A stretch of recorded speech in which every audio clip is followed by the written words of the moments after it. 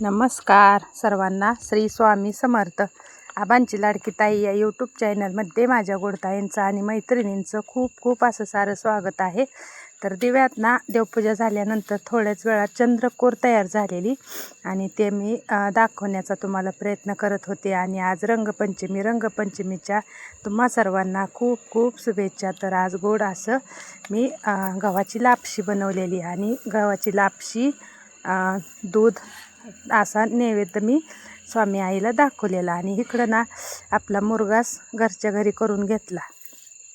पण मुरघास घरच्या घरी काढायला एवढा त्रास झाला की अक्षरशः 2 दिवस जेवणसुद्धा भेटलं नाही.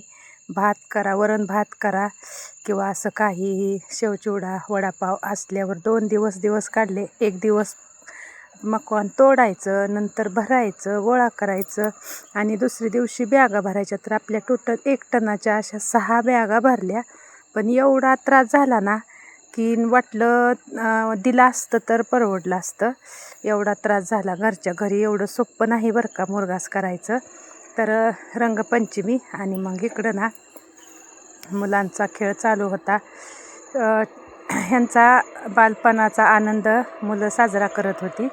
तर ही लहान जी आहे ना ती बघा, त्याचा कपड्याचा कलर, त्याच्या चेहऱ्याचा कलर काहीच ओळखायला येत नाही. एवढा रंगून गेलता की काय विचारूच नका.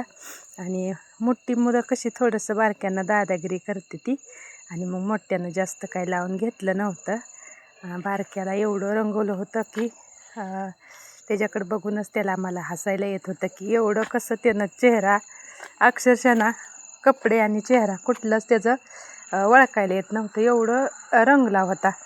तर आनंद ह्यांचा साजरा करायचा चालू आहे. आणि पलीकडनं लगेच रोडच आपलं घर आहे, पंढरपूर हायवे. आणि ही बघा परत मुली पण आल्या रंग खेळायला. तर अशी लहान मुलांची ना पळापळ चालू होती, इकडून तिकडं. तर ही 3 टनाची एक आणि 1 टनाच्या 3 अशा 6 बॅगा, म्हणजे 1 टनाच्या असं 6 टन आपला मुरघास झाला. आणि बाबळीला बघा किती छान शेंगा आल्या त्या. आणि सकाळीचं ही असं वातावरण. तर म्हणलं दाखवावं चला थोडंसं. आणि कोण कलर जास्त लावते आणि कोण कमी लावते, किंवा मोठी कसं मग जास्त पळण्याचा प्रयत्न करते ती, छोटी लगी सापडते ती. तर त्यांचं चालू होतं, छोट्यालाच जास्त कलर लावत होते आणि मोठी बघा असं ह्यांचं पळायचं चालू होतं. तर मला ना ह्यांचा कलर खेळायला बघून आपलं बालपण आठवलं. तर बघा लहानपणी आपण पण असाच आपला आनंद खरंच वेगळा होता. आता ह्यांच्याकडे एवढा आनंद नाही बरं का राहिला. मोबाईलमुळं आणि बाहेर जास्त ना जाऊन देण्यामुळं पण बालपण आता ह्यांचं खरंच मोबाईलमध्ये हरवून गेलं आहे आणि कमी झालं आहे. आपल्या वेळेस असं नव्हतं. आपण एवढा कलर खेळायचो लहानपणी. मी तर एवढा कलर खेळायची ना, तर काय विचारूच नका. आणि त्याला म्हणलं फोटो काढू तुझा एक, इकडे उभा राहा. तर हे का असा येऊन उभा राहिला आहे. पण त्याचा चेहरा बघा, मला एवढं हसायला येत होतं त्याच्या चेहऱ्याकडे बघितल्यावर. आणि तो पण हसत होता, पण हसलेला सुद्धा ओळखायला येत नव्हता, एवढी काळे कपडे झाली त्याची.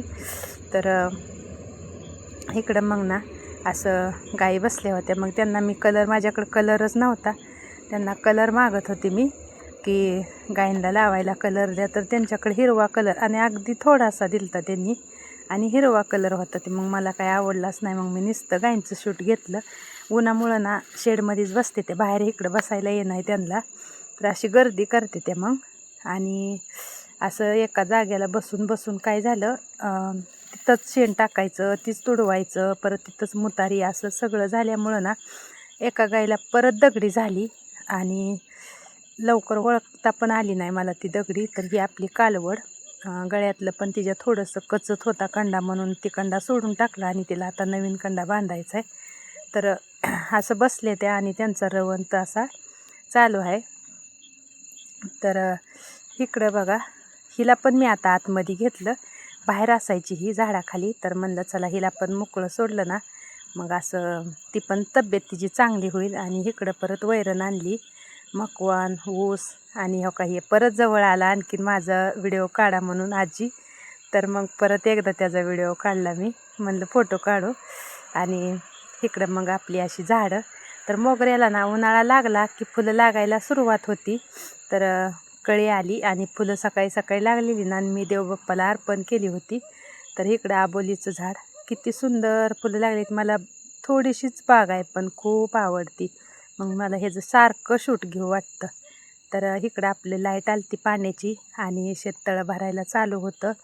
तर मासं पाहिजेत बघा, शेततळ्यात मासं असलं ना मग अजिबात शेवाळं होत नाही. मासं होतं पण त्यांना तेलकट चपाती टाकल्यामुळं ती 4-5 मासं मला जी सापडलं होतं ना, ती मासं मरून गेलं. तेव्हापासून मासंच भेटत नाहीत. आणि इकडं आपली मका भिजवून झाली, फवारा मारला त्या दिवशी सकाळी सकाळी, आणि गायनं वैरण छान आली. मका म्हणलं मग थोडंसं उन्हाळ्यात बघा किती असं हिरवंगार आणि छान वाटते. आणि इकडं आळूची पानं तर एवढी सुंदर आली ती ना, मोठी मोठी, काय विचारूच नका. आणि ही आपली इकडं नारळाचं झाड, आंब्याचं झाड, पेरूचं झाड, चक्कूचं झाड, अशी सगळी झाड आहे ती. आणि इकडं मग माझं थोडंसं ताक प्यायचं चालू होतं. तर ऊन पडलं, एवढं ऊन पडलं, एवढं ऊन पडलं, काय विचारूच नका. मग म्हणलं चला थंडगार असं ताक बनवूया. आणि दुपारचं टायमिंग होतं, तर मग मी ताक बनवलं होतं. साखर टाकून घेतली त्यात. आणि असं असतं गावाकडचं जेवण, एकदम सुंदर छान असं. आणि ही ना ग्लास मी पहिला आहोंना नेऊन देत होती, पण त्यांच्याकडे जर मी कॅमेरा घेऊन गेली असती तर माझं ताक पण कॅन्सल झालं असतं. म्हणून परत मी इकडं फिरली, फ्रीजवर ग्लास ठेवला आणि नंतर परत माझ्या ताकाचं शूट घेतलं. तिकडं त्यांच्याकडे जाताना मी कॅमेरा बंद करून गेली, कारण का परवानगीच नाही आपल्याला तिकडं. तर चला मग ही माझ्यासाठी परत. तर म्हणलं आपलं दाखवूया शूट. तर इकडं बघा ऊन, एवढं ऊन वाटत होतं ना, काय विचारूच नका. स्वयंपाक झालेला होता माझा, सगळी कामं होऊन दुपारच्या टायमिंगमध्ये होतं ही सगळं.